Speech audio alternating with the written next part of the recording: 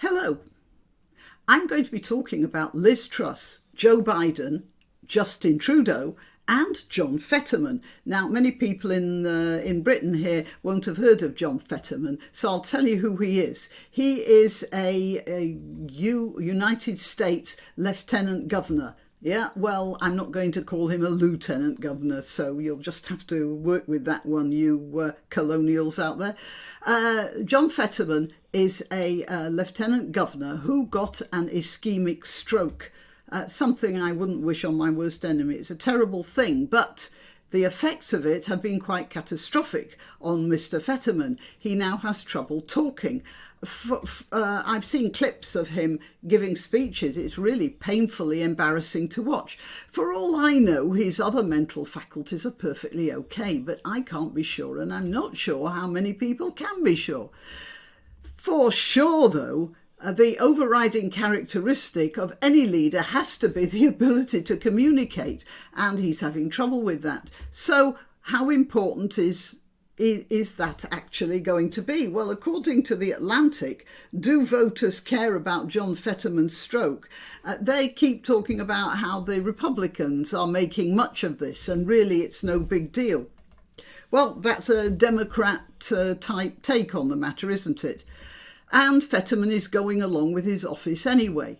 So there was a time in the West when leaders had to be mighty warriors, leading their followers into battle to conquer new territory, to take booty and slaves, and to keep the country running in a particular direction. Occasionally we catch glimpses of them in legends, and we hear about Philip of Macedonia, the father of Alexander the Great, who got some pretty nasty battle wounds disfiguring his face.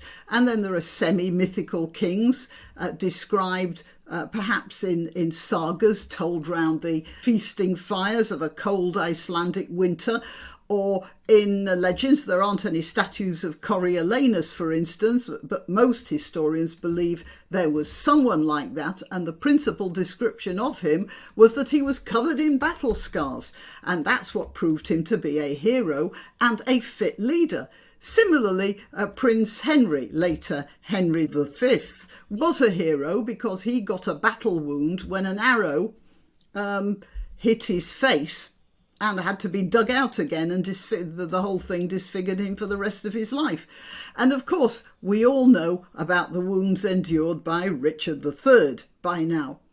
Then, as society progressed, kings stopped going into battle and sent their generals instead. At that point, a strong king was a leader prepared to use strategy, armed force, and sometimes murder to keep himself in position and to keep the state going in the direction that everyone wanted, at least the nobles.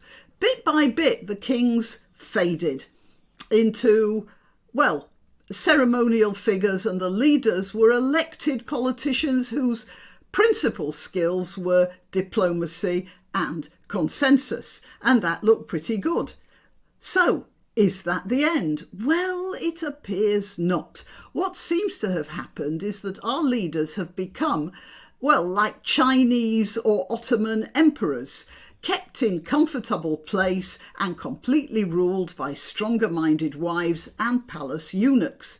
When you see someone like Joe Biden, or I'm sorry to say John Fetterman, or our own dear Liz Truss, or Justin Trudeau, who knows who's pulling his strings, we have here leaders who are there simply to fill a place, and they've become like a pair of sunglasses and a towel left by their owners on a swimming pool deck chair.